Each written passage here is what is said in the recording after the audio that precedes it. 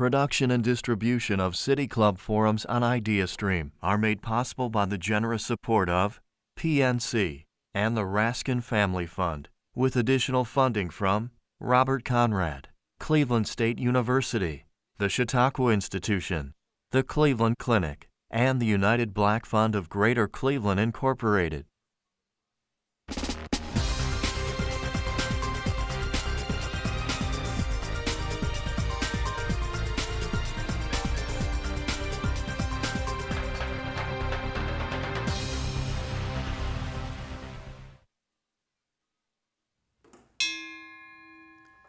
Good afternoon and welcome to the City Club of Cleveland. I'm Rick Jackson, senior host and producer for IdeaStream, and I need to clear my throat. Excuse me. Pleased to be here to moderate our conversation about the only statewide issue on the ballot this November, which is Issue 1, to reduce penalties for crimes of obtaining, possessing, and using illegal drugs. Issue 1 is a proposed constitutional amendment that would change sentencing guidelines for some drug crimes and affect other aspects of those crimes. Proponents would argue that, among other things, the measure would direct nonviolent drug offenders to treatment rather than to prison and reduce the number of those incarcerated, reducing prison operating cost. Opponents believe the measure would make Ohio one of the most lenient drug crime laws in the nation. Our panelists today, Stephen JohnsonGrove, Deputy Director for Policy at the Ohio Justice and Policy Center, and the Honorable David T. Matia of the Cuyahoga County Common Pleas Court. They have strong points of view on this potential legislation and its implications for Ohio voters. A word about our format today: we are not having a formal timed debate, we're having a conversation. Advocates from each side of the issue. And we all ask you to be patient. You'll have a chance to ask questions in the second half of our program. With that, let's get started with the opening statements from each side. Judge Matia, you'll go first. Good afternoon. Thank you, Rick. It's a pleasure to be here at the City Club. Go Tribe. Now, I believe in rehabilitation over incarceration like most judges in Ohio do. I've been a drug court judge for 10 of my 20 years on the bench, and 1,100 people have been through Cuyahoga County Common Pleas Court's drug court system. But I am against Issue 1, and here's why. Issue 1 will destroy my successful Common Pleas drug court and all of the other Common Pleas drug courts operating in the state of Ohio, where lives are saved on a daily basis. Issue 1 will let violent offenders and many sex offenders out of prison early. Issue 1, most importantly, takes away the tools of accountability that judges like myself use on a daily basis to hold people accountable for their actions. Issue 1 decriminalizes high levels of dangerous drugs and, in effect, in some cases, legalizes trafficking. Issue 1 is based on the false narrative that the prisons are full of low-level, nonviolent offenders. Issue 1 will have no savings or very little savings. The cost included in Issue 1 will be borne by the taxpayers and will be taken from other portions of the general fund. Every newspaper who has considered this issue in Ohio has opposed Issue 1. Join the Columbus Dispatch, the Cleveland Plain Dealer, the Sandusky Register, the Toledo Blade, and the Warren Tribune. Issue 1 is opposed, or I oppose it because it locks in concrete these constitutional changes. It will nearly be impossible to enact corrective legislation, which is almost always necessary to take care of the unforeseen consequences. And lastly, people will die if Issue 1 passes. People will die who will not have access to the treatment provided in Common Pleas drug courts and in our criminal justice system as a whole. The Neighborhood Safety, Drug Treatment, and Rehabilitation Act is as much about neighborhood safety and drug treatment as the Patriot Act is about patriotism. Mr. JohnsonGrove. Thank you. And thank you again to the Cleveland Club for hosting this really important debate about why yes vote on Issue 1 is going to create so much safety for us in this state and save resources and produce a lot of healing. Issue 1 was created by Ohioans for Ohioans. It was created by people who are hungry for a different way. From listening to Judge Matia today and previous things he's written and said and his amazing history with drug court, I know how much we agree on. We agree that a drug addiction is a chronic brain disease. We agree that we're in the midst of and everybody here, I think, agrees. I mean, how many people here, if you're willing, would raise your hand and say you've been touched by the opioid epidemic? We all know, so there's no debate. That's not the debate today, is that we're in the midst of a hurricane. that we are being flooded by the current addiction crisis, of course, the opioid epidemic, but really the long-standing addiction crisis of just drugs generally. We know that's true. And we both agree, I think, that the revolving door of prison isn't working.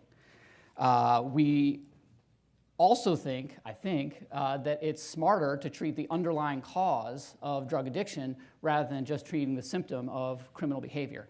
Yes, drug addiction is a crime-driving disease. I mean, I feel like I've heard you say those kinds of things. And yet the difference here, is how are we going to get better? If you can imagine with me 3 charts: prison population, prison budget, and the opioid deaths. They just go up. If we keep doing what we're doing, we're going to get more of the same of what we've always gotten. What Issue 1 offers is to you, the voter, a chance to take the power that you have always had. Article 1, Section 1 of the Ohio Constitution, all political power is inherent in the people. The Constitution doesn't give it to you, you have it. This is a chance we get to decide a better way forward that the legislature and the politicians that have structured the current system have not given us. We'll probably get into the details. Issue 1 is written carefully to produce more safety and better outcomes. Thank you both. For those of you listening on the radio, in response to his question about opioids, roughly 20% of the room did raise their hand. I'll start with you, Mr. JohnsonGrove. You previously had success in seeing legislation passed. Why go through the Constitution on this one? Yeah, and with many people in this room, in fact, allies and colleagues here, we've seen lots of legislation passed, including just this last session, this current session, to expand opportunities for people with criminal records, opening job opportunities, removing barriers. Lots of appetite, bipartisan it seems, in the legislature to get that done. What I've also been part of over my entire career here in Ohio is watching the legislature do 2 things. One, water down any attempt to safely reduce the prison population. You could go back to '96 with Truth in Sentencing or Justice Reinvestment Act or the TCAP program or the Constitutional Modernization Commission or the Recodification Committee, all of which produced bupkis if you talk about results. And instead, what we've watched is that the legislature pass 10% of the bills they introduce every year are new crimes and more penalties. So they only go one direction when it comes to stopping the flood of people coming in the system. There's definitely positive, great change on the back end, reentry, like we talked about from towards deployment and others. But they have no appetite for reducing the flood of people coming in that prison system. And that's where I think the people of Ohio are done, because there's a link between the waste of resources and people going into that system and where we could put that instead into drug treatment in the community. Judge, before we get into the merits or lack thereof of Issue 1 itself, why is the Constitution not the place to make this change? Well, it's, as I said in my opening statement, it sets in concrete these changes. Quickly after this passes, we will all realize the folly of our ways, and there won't be a way to change it. There will be people who put cigarettes out on children who will be able to reduce their sentence by 25% for merely working in the prison kitchen. We can't do that. I do want to address, my opponent's last statement about the legislature's done nothing. Now, the last 4 General Assemblies have taken steps. I want the public to understand that right now, because of TCAP, if I have a nonviolent 4th or 5th degree felon in front of me with no history of violence, me or any other judge in the state of Ohio cannot send that person to prison at sentencing. That is new in the last year and a half. So the General Assembly has taken steps. The prison population is 49,512. We both agree that's really high. This is it. Oh, got it backwards here. Demonstrative evidence fail. Okay, so this is the prison population. Of the prison population, this is the number of people serving life sentences. They're never going to get out. This is the number of people. On the radio, that was 7,000 plus. There are 15,033 people serving sentences for first-degree felonies, the most severe penalties. There are 11,686 people serving time for second-degree felonies. There are another 9,000, nearly 10,000 serving time for third-degree felonies. And this number, 5,615, is the combined number of low-level 4th and 5th degree felons serving time. And I would guarantee you, most of them are there for violent crime or the repeat offenders. So while the number's large, who are you going to let out? Those numbers recent, is that October? That is as of the institutional sentence by the ODRC as of January of 2018. Okay, thank you. A lot of reasons why these gentlemen are for or against. We're going to break them up and go through some of these point by point, allowing each time to speak. Let's start with who would be impacted. Mr. JohnsonGrove, who's this measure specifically aimed to help? It's going to help several different sectors of people. I mean, first and foremost is drug addicted folks, right? People that are currently going into the prison system for the low-level 4th and 5th degree drug possession cases. People that have those cases from a long time ago. This amendment, in addition to prospectively saying 4th and 5th degree low-level drug possession is not going to prison, if you have one of those from 10, 20 years ago and you can't get jobs, you can't get housing, you can't adopt kids, you can't have a fishing license, I mean, all the things you can't do with a felony, now you're going to be able to get that opportunity back, right? Because you're going to be able to reclassify that downward. And then the other class of people is just anybody in the community that has a drug addiction, because of the $100 million that we're going to be able to reallocate out of this prison budget, which basically just warehouses people, and into direct community treatment in the community where we need it, so they don't have to ever come to drug court at all. Successful though it may be, it's an excellent model. It's that we need more options earlier, and that's where the money's going to go, and that's the kind of people it's going to serve. Judge Matia, other than judges, who does this hurt? This hurts everybody.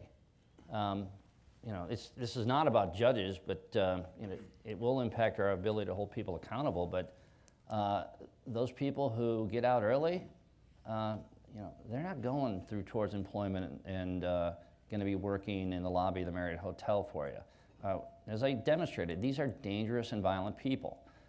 We shouldn't let them out early. I want to point out the fundamental flaw of the good-natured proposal here. Policy Matters Ohio came up with what I call a wildly optimistic estimate of how many people would be let out of prison in this, and it's about 10,000 people. That still puts us 2,000 people over the capacity of the present prison system. So no prisons are going to close, no prison guards are going to get laid off, and there will be no real savings. There's not enough to close a prison. The money that will supposedly go to rehabilitation is also going to be woefully inadequate. I live in Cleveland Heights. My yearly school board budget in the Cleveland Heights school system will be more than the money provided by Issue 1. You divide that by 88 counties, how far is that going to go? No new beds will be opened as a result of this. It's a grant program. Grants don't build infrastructure. Grants might provide an extra couple of bucks for operating funds, but grants don't build new treatment facilities. That's why this proposal in the Constitution is just defective. So then I ask you to exclude judges in the first place. What is judicially problematic about this law? What does it do to you and others on the bench? Let me give you an example. Judges have great discretion in Ohio, and it's one of the best parts of our job. We can tool our response to the individual. So let's take a third-degree felon, a 20-year-old kid with some juvenile problems, bad broken home. He commits a burglary. It pleads down to an attempted burglary. It's a third-degree felony. There's no presumption either way on prison or probation. So I'm probably going to take a chance on that kid and put him on probation. He's young. I know he had a bad background. Let's try and get him to finish his education. Let's maybe treat his pot smoking problem if he's got one or whatever it is. Let's get him some trauma therapy for the stuff he's witnessed. So if that kid doesn't do what I have him do, I have to wait until the Ohio Department of Rehabilitation and Corrections gives me a schedule of what they're going to approve as a sanction for violating probation. I can't send that kid to prison for anything other than a new burglary or a new crime, and I'll have to wait for the due process of that to go through the system. That kid doesn't show up to his probation officer. If he doesn't get his GED, if he tests positive every week, what am I going to do? Hold endless probation violation hearings where all I can do is maybe have him do some community work service on this proposed graduated system of sanctions that the ODRC has to approve before a judge can impose them? We're going to have litigation over that. If I give somebody an ankle bracelet before I give them community work service as a probation sanction, is it going to be able to sue over that because I didn't follow the rules set by the ODRC? Do we want to put the ODRC in charge of the discretion on how we treat offenders in our court system? That's a really bad idea, putting non-elected, faceless people in Columbus. It's written so that each county within 30 days, each common pleas court has to give a schedule of guidelines of graduated sanctions that have to be approved by the ODRC to address probation violations. Well, the ODRC deals with 88 counties. Do you think there's going to be 88 different schedules of sanctions in the state? No, the ODRC is going to go, here it is, take it or leave it, and we're going to be stuck with it. And it's not going to be modifiable for the kid who's got mental illness versus the guy who's a heartless felon versus the guy who's got a drug dependency problem. It takes away our ability to work with people as we find them to be. We bill this not as a debate, but really rebuttal was the only way to question you there, Stephen. So okay. I know you were taking a lot of notes as he spoke. Oh, thanks. Yeah. So a couple things. The only discretion we're taking away is the ability to put somebody in prison for not committing a crime. I think we're okay with that. That not committing a crime should not send you to prison. What the issue 1 says is if you commit a new misdemeanor or new felony, you can certainly be sent to prison on a probation violation. You can be sent to jail for anything that is a threat to public safety. The way it's structured in issue 1 is that people who violate probation and they're a threat to public safety, domestic violence, perpetrator doing something dangerous, they can be sent to local jail. Accountability is absolutely possible. We take this one small bit of judicial discretion, and we know what that judicial discretion has done. Look at the state prison population. That's why we have 49,500 people. That's why we've been at about 50,000, basically bumping along since 2007, because the habits of incarceration are deeply entrenched in the way our courts and our justice system operate. There are many excellent judges, and in fact, Judge Matia's drug court is one of the best examples of trying to choose other options. And we're trying, in fact, I feel like my debate today isn't even really against Judge Matia, it's against the judges, and you can look at these charts, but county by county. There are judges that are throwing people in jail at a moment's notice without a heartbeat. You know, it does not take but a sneeze to get you in prison in some counties for a probation violation. And that's what we're trying to stem off. You know, just to the numbers that Judge Matia held up. See, what the 50,000 people in state prison doesn't tell you is there's 20,000 that go in every year and 20,000 that come out. This number? Yeah, so that's the static number, right? So that's at any given day. Today, let's say about 55,600. There are 20,000 people going into state prison every year, 20,000 coming back out. That's why we've stayed at 50,000, because there's an equal in, equal out. But it's a huge churn. We can get a massive reduction and a safe reduction in our prison population just by avoiding people going in. So that, yes, let's get out those 5,600 who are in now, but let's also avert the people who are not supposed to be in there in the first place. And that's why we save so much money with issue 1. Incidentally, the issue about do we have enough money and will it be enough money, will there be savings? The savings calculation in issue 1 is fairly conservative. You know, it costs $70 per person per day to keep somebody in prison. Our savings calculation attaches to each person coming out only about $30 or $40 per person today, precisely because of what Judge Matia said, is that we know that there won't be perfect, you know, there's going to be some overhead costs and things that stay static even when you take people out. But I mean, the number of medical bills and lawsuits that happen because of overcrowding, all that's going to start to go down because you're not going to have a massively overcrowded, dangerous prison system. We need to reduce those costs that are caused by overcrowding, the dangerous conditions that are caused by overcrowding, and then get those people and resources into the community where we need it. Let me jump back to what the Ohio Bar Association said. They claim that by removing accountability for defendants, it shifts the cost burden to local governments and thereby sets the state back. Stephen, how do you respond to somebody like the Bar Association saying this sets us back financially? Yeah, I'm not sure where they're getting their numbers from. I haven't seen an alternative calculation there, but we have, you know, certainly Policy Matters paper, and the campaign itself will be issuing one. What we also, I think, agree on is accountability. It's just, does accountability have to look like a prison cell? The graduated sanctions Judge Matia talked about are state of the art. It's what most probation departments in this state, or many are, and not most, but many are using graduated sanctions already. I've had many conversations like this in community forums from Vinton County to Washington County to Ashtabula County. I mean, I've been all around this state. And when I get to talk to the best probation officers, they're like, well, we're already doing this. And I'm like, great. You don't have to change anything. I'm worried about the people that are driving in because there are 185 probation departments in this state. There are some that are flooding our prison system with low-level, nonviolent, not even crimes, probation violations. And that's why we want accountability for people that misbehave. It just doesn't have to look like a prison. We have to expand. You know, it's a failure of imagination, honestly, to think that the only way, accountability always has to look like a set of bars. It doesn't. There are other ways to both change behavior, improve community safety, get people into treatment that doesn't have to be the threat of a hammer of incarceration. 3 weeks ago, Supreme Court Justice Maureen O'Connor was a guest on my program. We talked at length about this topic. One of the points she most wanted to stress to voters is that this proposed amendment would allow an individual carrying enough fentanyl to kill 10,000 people to escape felony drug charges. Judge, how much is the inclusion of fentanyl in this program a lock for opposing forces? Well, there's fentanyl. That's an extreme example, but yeah, let's just say fentanyl, there's enough fentanyl that you could carry around to kill a school bus full of children and all the first responders who responded to help save them. Whether it's 10,000 individuals or 50, the amount of fentanyl that would be a misdemeanor under this is just too high. You could have 49 tear-offs full of heroin on your person, and that would be a misdemeanor. Now, that's what I meant by this legitimizes trafficking.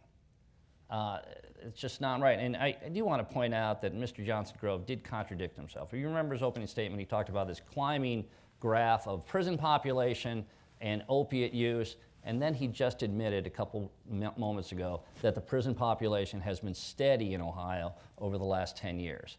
So, let's be truthful with our audience here.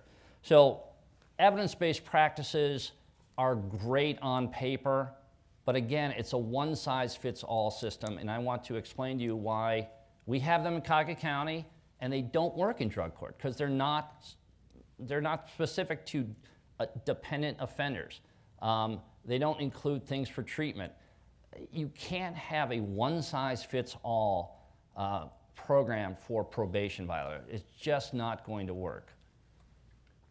On the fentanyl, why not put exclusionary language for that one specific instance in the proposed measure? Well, to be clear, I mean, I'm glad that the judge acknowledged the extremity of what both the Columbus Dispatch and PolitiFact have called a lie. that somehow people are going to be carrying around these large quantities of fentanyl. Drug trafficking is going to run amok in Ohio. Absolutely not true. Issue 1 does not touch trafficking. And those 19.9 grams or what have you of fentanyl that's being talked about is charged as trafficking every day of the week in every court in the state. I just talked to a federal prosecutor. We don't touch federal law at all. Can't. Don't. Not at all. They just finished up a drug trafficking case for 2 grams of fentanyl. That's how fentanyl is being handled, and we don't stop that at all.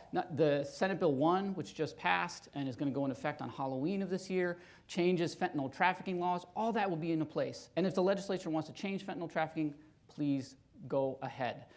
In fact, they can change the definition of trafficking should they need to. If there's any concern that somehow people trafficking fentanyl, it's not easy enough to prove under current law. In fact, Ohio is one of 2 states in the country that don't have a possession with intent to deliver, which is slightly easier than our current trafficking statute. So we could go that way. There's all kinds of things that can be done to handle the large quantities of fentanyl kind of boogeyman that's being thrown out there. Really needs to be set to the side. The issue here is, are we going to help the people that are addicted who, right now, the habit is put them in prison? We've got to break that habit. We've got to get people out of that system and get the resources out of that system and back into the place where the community can get the healing it needs. How are you going to help the people who are addicted if you take away 63% of the people that I have in my drug court? Well, I have, from January of 2017 to the present, we admitted 159 people on my 2 dockets. 100 of them were there for pure 4th and 5th degree possession charges. Yeah. All those people will be in municipal court. Mm-hmm. There are 13 muni courts in Cuyahoga County. Only 1 has a drug court. We're 10 years into the opiate crisis. Do you think issue 1, they're all run out afterwards and start a drug court? No, they're funded by their local municipalities. Their local taxpayers fund muni courts. Those people that now will face misdemeanors under issue 1, they're not even gonna get arrested. The police chief, the mayors of those towns, I predict, will just say, hey, we can't afford to treat them. Just, take their stuff and go. And those people are the ones who are going to die. Did you want to respond? Yeah, please. So, I mean, there are the vast majority of drug courts in the state are currently in the common pleas level, like Judge Matia's. There are 29 that are at the municipal level. That's because right now we choose to label people with low-level drug possession felons and give them the lifelong label of job barriers and housing barriers that they get with that. And we have to hold the threat of prison over their head for some reason in order to drive them into healing. We could do it at the municipal level. It's already being done in 29 places. We could do more. This will require shifts in the system. And this is the option for you, the people of Ohio, to choose. Do we want to require shifts in the system so that we can get more healing for people? Or do we want to just acquiesce to the system? It's too hard for us to change. I'm okay demanding that the system change so that we get better results for people. That's what this issue is about. We had a lot of people in this room who raised their hands that their lives were touched by dependency. Ask yourselves, how many of your loved ones who are touched by dependency are lining up at Rosary Hall, banging on the door to get in? People don't go to treatment on their own. Everybody has an Uncle Billy who drank too much. There are interventions. You have to force them in. In the criminal justice system, an arrest is a lot of times somebody's bottom. To bring this point home, Orlando Hall I spoke with at Rosary Hall, they get about 30 to 40 walk-ins a month. Commander Gingell, who responds to, in Cleveland, non-fatal overdoses, last year, when they respond, they talk to the individual about getting help. They'll take them to detox. Of the 1,300 non-fatals they went to, 60 went to detox. 30 to 45 walking into Rosary Hall. Lisa Fair at the centers, formerly known as Free Clinic, the needle exchange program, 30 to 40 people walking into Rosary Hall, they're passing out 50 to 60,000 needles a month in the needle exchange program. People don't volunteer to get help. Their brains are so hijacked by the disease. To think that just sprinkling some more treatment dollars out there is going to solve this crisis is just naive and Pollyannic. The average wait time right now to get into drug treatment in this state is 60 days. Where are you getting that statistic from? From the Department of Mental Health at SAMHSA and from Department of Mental Health and Addiction Because there are Services. 50 beds open at Katz on Broadway. You can remember it easily. Okay. Community assessment treatment services right now. I mean, I talked to lots of people in the state, including this guy at one of our signature gathering events, Butch, that drove across the state trying to find a bed and could not find a bed for his daughter. There is a deep need for treatment before and without the hammer of the criminal justice system. That's what we're trying to fill. And the other thing that's really hard to admit, and I mean this truly, like I know that Judge Matia, Judge Durkin, who I talked to in Youngstown, other the best drug court judges in this state, really want to save lives and are doing their absolute best with the tools they have. What's very difficult to admit is that when we put people in jail, even for sometimes short stints, the research says, and there are 7 published studies say this, that when people are released from jail after these short stints, they are 8 to 10 times more likely to die of an overdose. So yes, it feels like we're saving their life in the moment, but that choice of incarceration, well-meaning though it may be, is a death sentence. And we're trying to choose a better way, get people into treatment without that hammer that crushes their lives. Love the back and forth. Thank you both. Question I want to hear from both of you on, and since he just spoke, I'll go to you first, Judge. Is there a fundamental problem with non-Ohioans, George Soros, Mark Zuckerberg, Nicholas Pritzker, pumping more than $4 million into this race? Should we be suspicious of their end game? Go ahead, Judge. It is peculiar that 2 people from far away chose to make Ohio their little social experiment. I'm surprised I didn't hear about the 11 other states that have done some kind of modification of the drug laws. Every one of those other states did it legislatively and not in the Constitution, not in some unchangeable manner.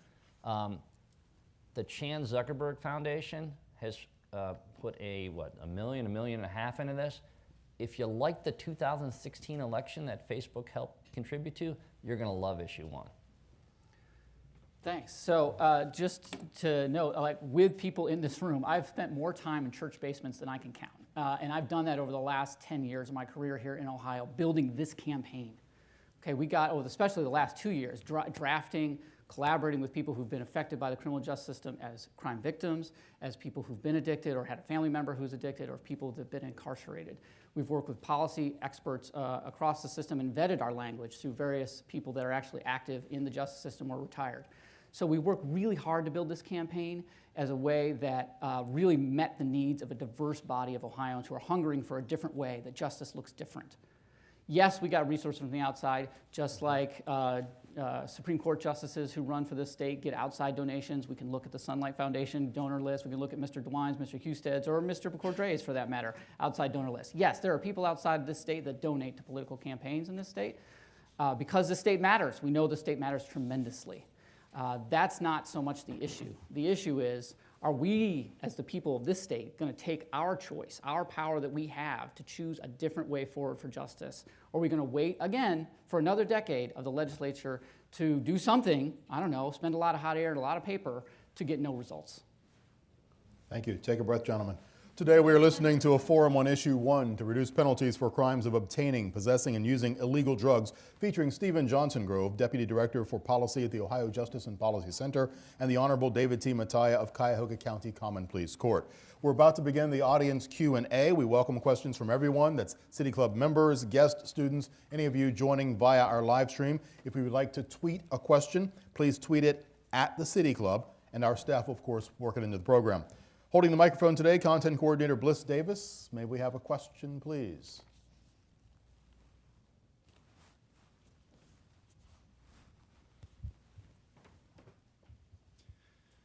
Hi, my name is Ben Millidan. I thank you both for your perspective. I've come to a couple conclusions that I think are universal. We all want to save lives and have better outcomes for people than we currently have now. Also, I'm assuming, given the forces lining up against Issue 1, and I'm not endorsing or saying I'm against it or for it, but I assume it's not going to pass. How do we then work together to going forward to make sure that we are improving our system so that 1,100 people in drug court is great, but that's not even barely a dent in the people who have addiction. How do we make sure there are more resources for treatment? How do we make sure that we move forward to reach out a helping hand instead of just a kick in the butt? I'll be here on November 7th, I promise you that. And so will many of the people in this room and the allies I have around this state to work on this issue. I hope that whoever is in leadership after that date, that they will set a high goal, right? We've convened commissions and committees, and they've done very little because the goals haven't been clear and high.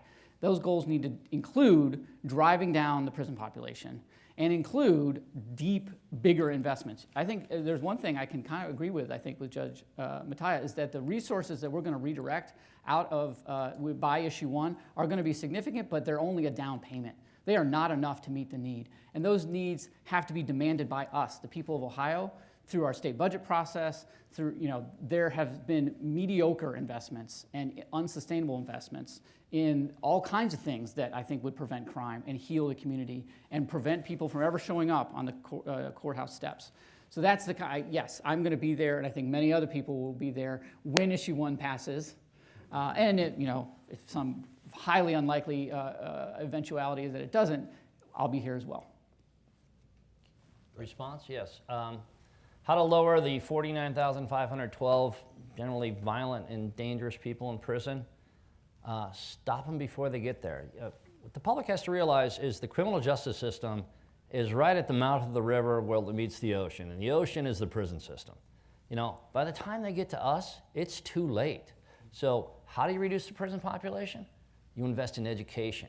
You invest in trauma resources for people who need it. You invest in mental health treatment. You do all that so people don't react violently to normal situations, so people don't take economically desperate actions and end up in the prison system. That's how you reduce the prison population system. So Issue 1, to solve the opioid crisis, we need to do more of what I've been doing, is trying to link with the medical profession. This crisis got here by an overprescribing of opioids. Opioids, we don't know, this is not the chicken and the egg. We know it came first. The pills came before the needles.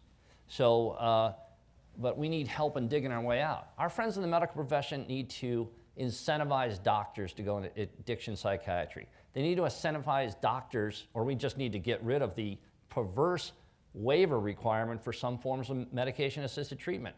Any doctor with a DEA license can prescribe an OxyContin, but doctors need special permission to give buprenorphine out, which is medication-assisted treatment for heroin-dependent people. I've spoken to Dr. Mihalovic at the Cleveland Clinic, urged him to start a Favor the Waiver campaign to get more doctors involved.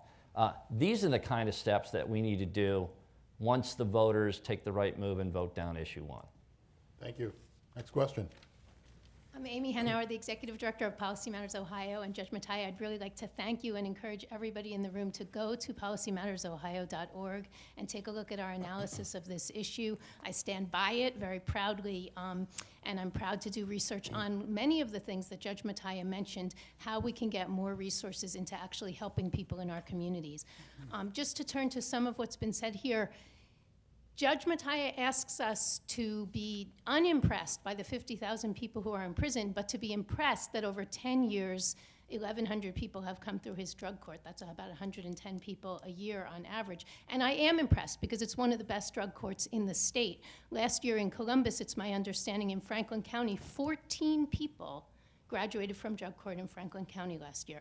So Stephen, I guess I'd like to ask you, why is it that issue 1, you think, does a better job of bringing that kind of an approach to scale than the drug courts that we've been sort of limping along with, keeping that same high level of incarceration in our communities? Sure. So what issue 1 requires is that the money diverted because of the savings of people not going into prison, 70% of it has to be spent on evidence-based drug treatment. Drug courts, as I know Judge Matia... That can go down to 50. What did you say? The 70% can go down to 50 if they'll, over time. So of the 70% of money that's going to be redirected towards drug treatment, evidence-based drug treatment, that can include drug courts. Drug courts, by all accounts and all the research that's been done, are definitely evidence-based. They produce much better results than just throwing someone in jail and hoping that that's going to change their life, which it does. It ruins, as we said, I mean, it sometimes causes death.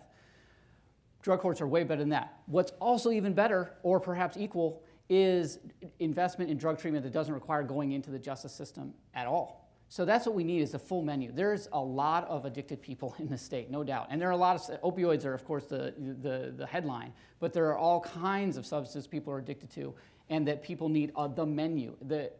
The best evidence out there is that effective, at a scale, drug treatment with the kind of investment that issue 1 is calling for is to diversify that menu. So there are some counties in the state that have no drug treatment at all, not even one choice. We need a menu everywhere so that there can be the sober living housing, the inpatient, the outpatient, the aftercare, all the kinds of things that are needed for really the successful arc of recovery in all parts of the state. I have a question for each of you, separate question for each of you. Judge Matia, a second ago, I think I heard you say that by the time a defendant gets to your courtroom, it's too late. And I want to ask you to unpack that a little bit, because it surprised me that you would say that. Well, and let me just pose my other question. Mr. Johnson-Grove, if you could talk about why a constitutional amendment is the best route, I would appreciate. I'd like to hear that case be made, because I don't think I've heard it be made yet. By the time somebody who commits a violent crime, the majority of whom make up our prison population, gets to court, it's too late. I mean, you're asking a judge to ignore the fact that some 18-year-old kid stuck a gun in the face of some woman walking down the street and committed aggravated robbery. What can I do at that point to change his life? I mean, I think most Ohioans would agree that a jail sentence is necessary for that kind of crime. So that's what I meant by, if you look at the 49,512 and you subtract out the 5,600 that are there for the low-level 4s and 5s, you still have 89% of the people in our prison system are there on third-degree felonies or higher. These are not the Boy Scouts that we're putting away. These are dangerous people. So, I operate personally in philosophy. We send away the people that we're scared of, and we don't incarcerate the people that we're mad at. The drug-dependent person who isn't engaging in treatment.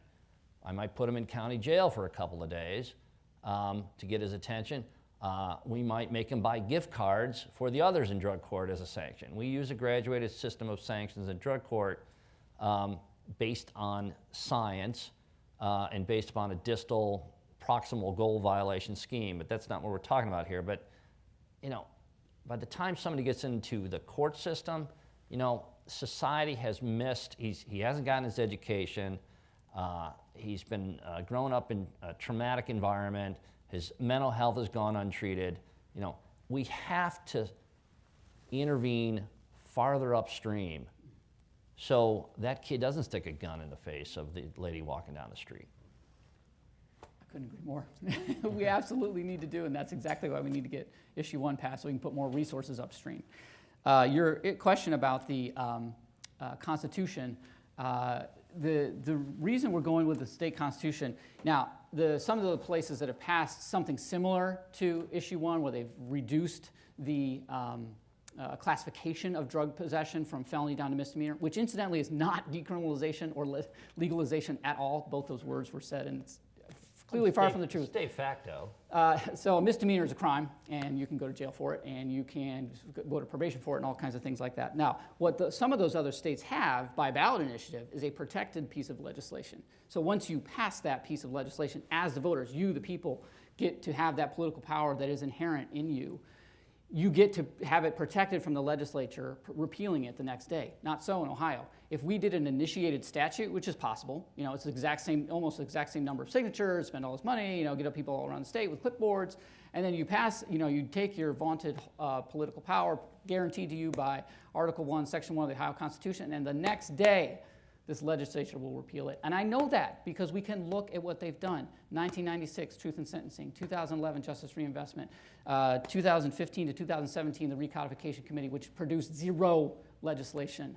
This legislature will not get done what we need to get done in this state. They take tepid half measures. Just look at the thing that was proposed. There's 2 prosecutors in Franklin County that proposed a sort of a issue 1 light, and it's super light. Okay, it doesn't even do a quarter of what we're trying to do, and there's 0 reinvestment in what they're proposing there. What's most significant is how the legislature responded. The president of the Senate looked at it and was like, meh, kind of looks interesting. Maybe we'll look at it next session. We should put together a committee to study it. Is that what you want? Another decade of study committees? Is that what your people need? We need to get people saved from this addiction crisis, and we have to significantly shift gears.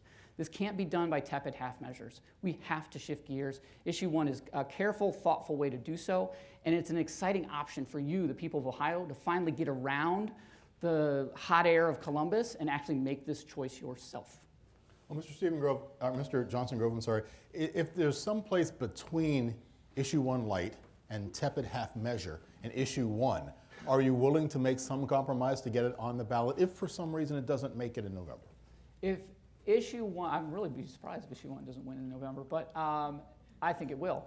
However, if it doesn't, yeah, I'll be open to all kinds of conversations. You know, I'm just, you know, this may or may not land with people in the audience, but you know, Obama, when he was talking about Obamacare, it's like, if you've got a way to make it better, I'm there. And that is exactly what I'm there for. I'm there for that conversation every day of the week. And so are the people in this room that are supportive of issue 1 and all around this state. If issue 1 doesn't pass, we've got lots of people that are hungry for change, but only if it's going to produce meaningful results. And I haven't seen anything proposed by anybody that even gets close to what issue 1 is going to offer to this state. Next question, please. Thank you, gentlemen. I appreciate the information very much. It will help me decide how to vote. Both of you have indicated treatment as an important option, an important way to move forward with the addicted person. And I'm not talking about the violent whatever. I'm talking about addicted people. In this city, I have 2 people that are very important to me that are addicted to heroin. They have both gone to existing rehab centers. One is CATS that you mentioned has 50 open seats, and all I can say is thank God it does, because that's the easiest place in town to get more heroin. Most of these treatment centers are drug selling centers. So what are either one of you planning to do to manage the quality of these places that you're sending people to rehab Because right now, they're just great sources for more drugs. I can tell you what issue 1 is going to do. A couple things. Number 1 is the requirement in our amendment that the investments be made in evidence-based drug treatment. And secondly, that the ODMHAS has to biennially evaluate the efficiency and effectiveness of the substance abuse treatment. We're not going to let, now Florida, you may have heard, as an egregious example, is got like fly-by-night privatized, profiteers that come in and do drug treatment, which are exactly kind of what you're describing. They just kind of let people coming in and go, clock them in, clock them out. I did my drug treatment, give me my Medicaid bill. That's not going to happen in this state because we require a careful oversight by the state Department of Mental Health and Addiction Services, both in the granting and in the follow-up afterwards in terms of studying the effectiveness. We've got to make sure these investments are done right. And after issue 1 passes, that's the other thing I'm going to be here for, and many other advocates around the state, is making sure those investments are done right and following up with advocacy at the state level and at the local level to make sure the investments go out to things that work. Well, we're never going to solve this opiate crisis in the criminal justice system, I'll tell you that. Why do we treat a chronic disease, dependency is a chronic disease, means if left untreated it will kill you. Why do we treat it differently than other chronic diseases, hypertension or diabetes? Why do we treat it out of mainstream medicine? Those are the people you need to engage in this conversation.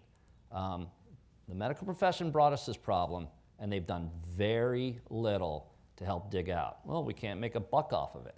Well, let's do what we did with drunk driving laws. We got all the states to lower their drunk driving alcohol rates to 0.08%. You know how we did that? The federal government said, we're not giving you highway funds unless your alcohol level's that way. Well, the federal government or the Center for Medicaid and Medicare Services can say, you're not getting reimbursed unless you have a certain percentage of beds in your hospital associated with dependency or mental health care. Or we're not going to give you full reimbursement unless you have a detox unit. Detox units aren't expensive. It's palliative care. You're only there 3 to 5 days, and then you go to, a rehab center. So that could be controlled by the hospital the same way you go to rehab for a hip replacement. We don't treat this disease in mainstream medicine, and we need to change that, and we're just going to be, tilting at windmills until we do that. Thank you. Yes. Yes. Hi, thank you. My question is really a point of clarification, which I think most casual voters are going to be talking about with this issue. So I've heard radio ads that say, if approved, rapists will be released into the street early. And I think, Judge Matia, you may have even alluded to that in your opening statement. But on the City Club description here, it says it will have reductions in sentences for incarcerated individuals except individuals incarcerated for murder, rape, or child molestation. So my question is, what is the truth? Well, I didn't say rape. I said sex offenders. So that includes sexual battery, that includes child pornographers, that includes people who might have been guilty of rape but pled guilty to something lesser than rape because, the little girl had a delayed disclosure and didn't have any DNA. That's how our criminal justice system works. So there is no crime in Ohio called child molestation. I don't understand why my friend put that in the legislation. I don't know what child molestation is. Molestation means to bother. Does that mean child endangering or, that's the crime that's excluded? It's unclear. So except for rape, murder, and the unicorn crime of child molestation, everybody's eligible to get out early under issue 1. And I did want to address Ms. Hanauer. I love Policy Matters work on everything but this, and I urge you to go to her page on this because you will see that the vast majority of their calculated savings comes from letting prisoners out early under this. So just to explain a little bit more about how the earned credit works. So the current law in Ohio is you can only get 8% of your sentence off. You can only earn, a limited number of people can earn 5 days off. Now, I will say there are 40 states in this country that have some kind of earned credit. Of the 40 states that have any kind of earned credit, do a program and then get some time off, we are the stingiest. We give the fewest amount of days to the fewest number of people. Alabama, you can get 30 days off your sentence for just donating blood. Some states you get what's called good time, which we used to have in Ohio, we do not and are not having now in this issue 1. Good time is you sit on the bed and you just don't do anything bad and you get time off your sentence. We're requiring people to earn time off. Now, the cap of 25%, only the most active, someone would basically have to take earned credit every single day of their entire prison sentence to get to that 25%. Not many people are going to get there. You think about it this way, most programs are like 1 day a week, okay? So our earned credit system would be you get 1 day off your sentence for every 2 days of programming. So if you're talking about 4 weeks in a month, that's 2 days off of your sentence, okay, for a month of programming. The current system is 5 days off a month for participating in programming. So we're not earning credit that wild and fast. The other thing is DRC is really famous. This is one of the benefits of living in Ohio. We have great programming, really high quality programming in Ohio, a deep commitment at DRC to use evidence-based recidivism reduction programming. It's been evaluated multiple times by the University of Cincinnati, and they cancel programs if they're not working.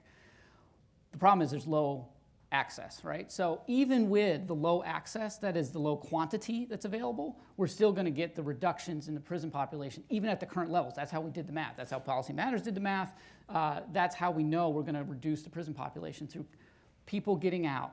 Every single person that's going to get out of prison based on earned credit has an out date. Mark my word, they're getting out of prison. The only question is when and how prepared. We were part of an earned credit symposium at Ohio State University, and it was a colleague that was talking, she serves human trafficking victims, was talking about why she supported the earned credit program. Unsolicited by us, a woman, an OSU student, stood up and said, I'm a crime victim, and everything I'm hearing is you just want people to serve the maximum time and don't really care if they get rehabilitated and then get out. As a victim, I care. I actually want safety, and I'm tired of you just letting people out unprepared. I want to see people actually turn their lives around. We have one, we're running short on time, I'm sorry. I have one more question, and we'll ask gentlemen to close as I ask this question. Include your closing statements and the answer here. We heard a mention of the radio ads. I was wondering about politics here. The attachment of the gubernatorial candidates' names to the two sides, is that conflating the problem in the voting public, knowing what this issue is, does, or could do? This shouldn't be a partisan issue. This is a public safety issue. This is a issue that gets people talking about the opiate epidemic. But we don't want people breaking into their tribes and voting one way or the other. I'm sure Mr. JohnsonGrove doesn't want that. I don't want that. I want the voter to take a look at the details of this, and the devil are in the details. You'll see that this doesn't accomplish their goal. This will not provide adequate funding for rehabilitation, and it won't solve our prison population crisis. It'll let some people out willy-nilly, but it's not going to, somebody working in the prison kitchen is not going to come out that better prepared to enter society and not be another human trafficker. I mean, do we want human traffickers getting out early? I don't. Mr. JohnsonGrove. You're absolutely right that the politicians are trying to get their hands on issue 1, just like they've had their hands on this issue for the last 50 years. The war on drugs and the patterns of mass incarceration we've seen are the result of us letting politicians take this issue and hold on to it, letting them tell us what the solution needs to be. And what we see and what we've seen again and again is the steady march of more people in prison, not enough resources in our communities. They don't hold the solutions. They do hold the purse strings if we let them. But issue 1 is an opportunity for you, the voter in Ohio, to do exactly what the Constitution says you already had the power to do, your inherent power, to decide how this Constitution should be structured, how to take that political power and do something to craft a solution that will produce the results your family needs, so that the people waiting 60 days for available drug treatment don't have to keep waiting that long, so that people don't have to die because they went to jail for something and didn't get the treatment they need. That's what issue 1 offers, and I am really excited to invite you to vote yes on issue 1. Today at the City Club, we are listening to a forum on Issue 1 to reduce penalties for crimes of obtaining, possessing, and using illegal drugs, featuring Stephen JohnsonGrove, Deputy Director for Policy at the Ohio Justice and Policy Center, and the Honorable David T. Matia of Cuyahoga County Common Pleas Court. Community partners for today's forum include the League of Women Voters of Greater Cleveland and Towards Employment. We appreciate your partnership in promoting today's forum. Additionally, we welcome guests to the table hosted by Cleveland Neighborhood Progress and the Ohio Transformation Fund. We thank all of you for being here today. And that will bring us to the end of today's forum. Thank you, Mr. JohnsonGrove. Thank you, Judge Matia. Thank you, everyone, for joining us today. The forum is now adjourned. For information on upcoming speakers or for podcasts of the City Club, go to cityclub.org.